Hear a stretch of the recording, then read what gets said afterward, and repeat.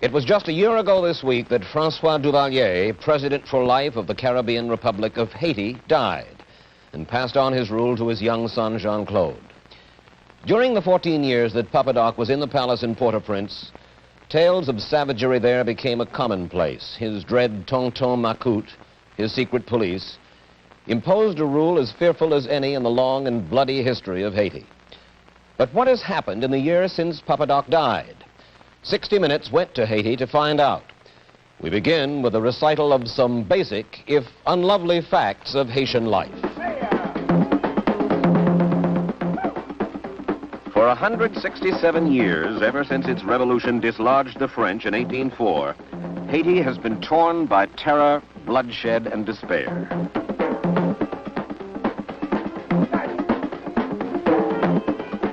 Of its 34 presidents, only 6 have finished their term in office. The others were either overthrown or killed.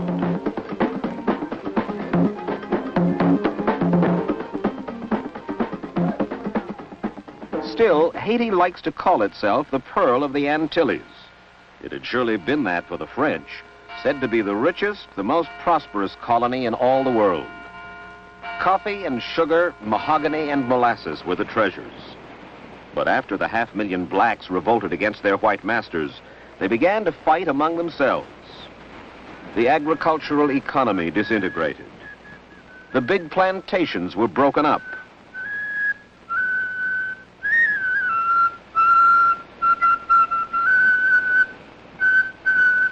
Today, Haiti is the poorest country in the Western Hemisphere. Most of her 5 million people live at bare subsistence level. The average annual income for a Haitian is $75. His life expectancy is 48 years. 80 of every 100 Haitians are illiterate.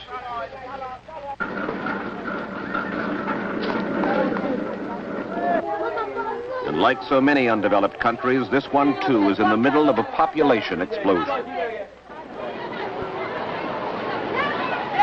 The finance minister of Haiti, Edouard Francisque, told us candidly of the most serious problem his country faces.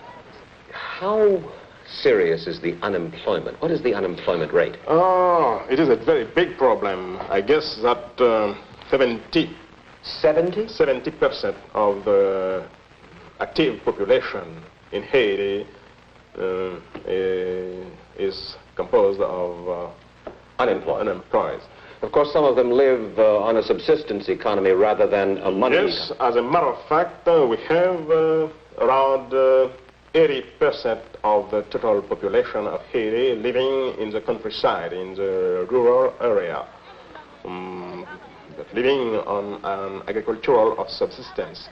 And I must say, agriculture is one of the key problems we have here in this country. You have to improve the poultry, the husbandry, the cattle breeding, the foodstuffs and things like that, you know.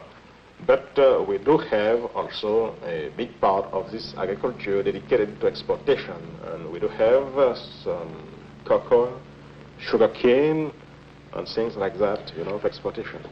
We have received a lot of experts from Israel. The Israelis are very good agricultors, and they are used to cooperatives, and they have made a lot of progress, and we plan to extend the program in other areas in the country.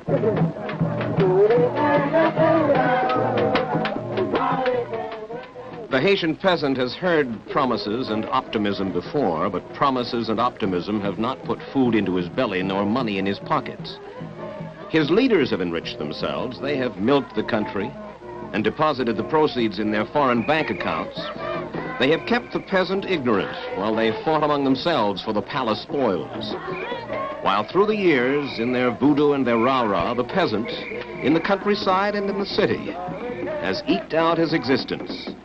And each year when Lent ends and Easter's renewal comes, he sings and dances in the streets.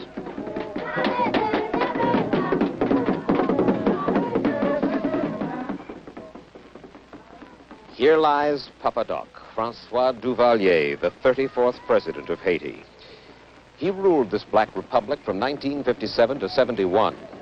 And during those years, tens of thousands of his countrymen fled their homeland. Hundreds of thousands more lived here under terror.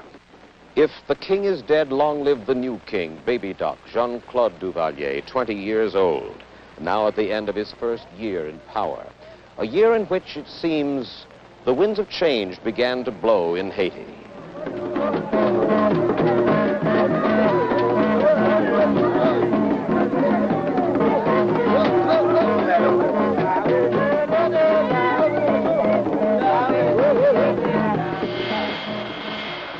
The tourist is the weather vane. He shows which way the wind is blowing.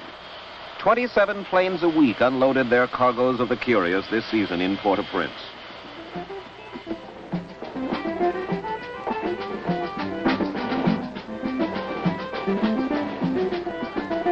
The cruise ships have begun to call again. The street vendors and the taxi cabs are making money. Holiday Inn has purchased a site to build on down by the waterfront.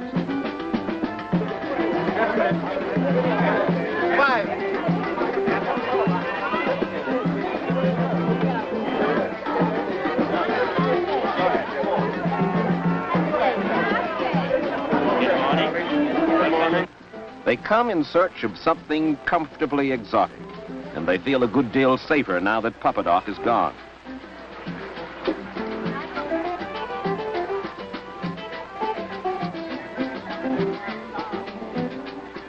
At the embassy residence up the hill from Port-au-Prince, U.S. Ambassador Clinton Knox tells about the change. You believe that Haiti is no longer a country of terror? I would say that very emphatically. It is no longer a country of terror. Because?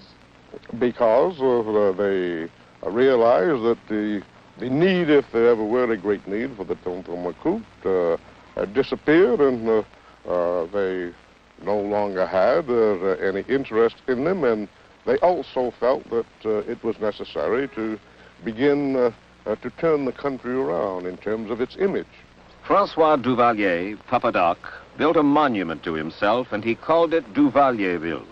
But no Haitian worker could afford to live there. For years, it was an empty folly. But today, little by little, some of the houses here are filling up, because cash has finally begun to find its way into the pockets of some Haitian workers. Papa Doc proclaimed that his revolution was political, that he gave Haiti back to the Haitian. Then he decreed, shortly before he died, that his 19-year-old son and heir would be president for life. And Baby Doc, Jean-Claude Duvalier, promptly proclaimed an economic revolution. In fact, the change had gotten underway before Papa Doc succumbed. Transformation industries had begun to arrive in Port-au-Prince 2 years before. What are transformation industries? The makings of a pair of pants, a wig, a doll, a pair of slippers, or a baseball are shipped down to Haiti. There, the Haitian worker, quick, adept, and grateful for employment, puts the pants or wig or baseball together. The wage is less than $1.50 a day, and the finished product is shipped back to the United States or wherever.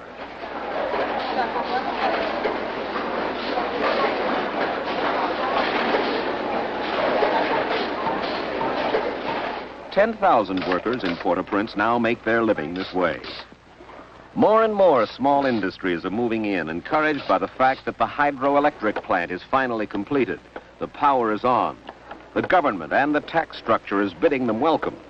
And the telephone is no longer just an artifact of the interior decor, but has begun to work again. The architects of all this new benevolence are called les jeunes tigres, the young tigers, the cabinet. Their leader, number 1, Luckner Cambron, 41 years old. A trusted aide of Papa Doc, an ex-tonton macoute, he has said, Duvalier made mistakes. We're going to rectify those mistakes. They are all publicly deferential to Baby Doc, to the Duvalier dynasty, to the palace where the National Arsenal is stored, which incidentally has led to the blowing up of 3 palaces in the past. But their public deference cannot obscure the plain fact that it is they who run the country. They prepared the answers to the questions we submitted for their young president to read. I have at present the good fortune of being advised and inspired by my mother, the First Lady of the Republic. The aim of my government is to increase the volume of foreign investment and at the same time to promote the development of tourism, thus to proceed along the same guidelines, namely the speeding up of the social and economic growth of the country. I expect to obtain the best results from these two sectors by conducting an open-door policy. The open-door policy includes an invitation to the 24-hour divorce trade lurking in the United States. The cost of same in Haiti now runs to less than $500. It includes, in a 3-day package deal, the sun, a whirl at the gaming tables, a rum punch, and your divorce papers, virtually without leaving the sheltered comfort of your hotel. And there is a new medical trade of sorts sprung up in Haiti, plasma and cadavers. The undernourished Haitian can now furnish his plasma for $1.50 a pint to a stateside company in Port-au-Prince. It is frozen and available for export overseas. And medical schools in various countries are a ready market for Haitian cadavers. The only word written on the death certificate is inconnu, unknown, and the corpse is shipped north for the medical students to work with. But divorce and plasma and cadavers will contribute only petty cash to Haiti's economy. There are grander plans afoot. Tourism will be the backbone of Haiti's new prosperity if and when it comes. Hotels are going up, and some Texas promoters who call themselves grandly DuPont Caribbean have undertaken the most ambitious project of them all. A Haitian island called Tortuga lies just 7 miles off Haiti's north coast. Buccaneers used to headquarter here 2 centuries ago, plundering the ships of the Spanish Main. If a latter-day adventurer were lucky, he might find chests of gold beneath these sands. But the latter-day adventurers of DuPont Caribbean have something else in mind. They intend, they say, to put up a resort here the equal of anything in the Caribbean, plus light industry, plus a free port. It will be the Hong Kong of the West, they claim. A tourist venture much less grandiose and much closer to becoming fact is called Habitacion Leclerc. Under construction now on the grounds of Pauline Bonaparte's old Port-au-Prince mansion, it is the brainchild of a steward to the jet set, Olivier Coquelin, who runs the Hippopotamus Club, a watering spot for the rich and jaded in New York. I understand that Mick Jagger is one of your backers? Mick also, of course. I mean, Mick has been here and stayed here for 2 weeks with the Bianca before they got married. Well, then, once you're here, now it certainly is handsome, but there's no golf, there's no tennis, so what will people do? Well, basically, they are going to relax. They are going to be with each other. And, you know, the Americans have a fantastic word, it's groove. They're going to groove, doing nothing. The people who are picked up at the airport are going to come through some of the poorest sections of Yes. Yes. So they're coming in an open Rolls Royce, if you will. No, but it doesn't matter. You know, as long as they are friendly, and the Haitians are the most friendly people in the world, so they are poor. It's a fact. They are extremely poor, but they are friendly. And that's really make up for everything in the world, because I come from New York, and let me tell you, the people are not poor over there, but they are goddamn not friendly. Of course, the man is right. The Haitian is in fact poor and friendly. Just about the poorest and the friendliest of men.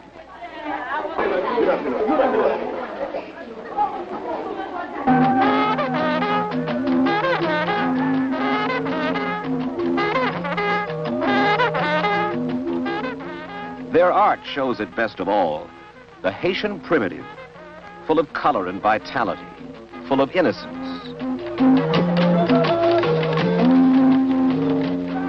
Innocence in Haiti seems incongruous in the light of all of the grisly tales that have come from there in the last decade and more. But anyone who travels there must be enchanted by the gentleness of the Haitian people and by the brooding beauty of their land. If the men who rule in Haiti now have determined they'll be faithful to their promises of stability and justice, these Haitians may have just a chance to realize the hope of the Easter they are celebrating.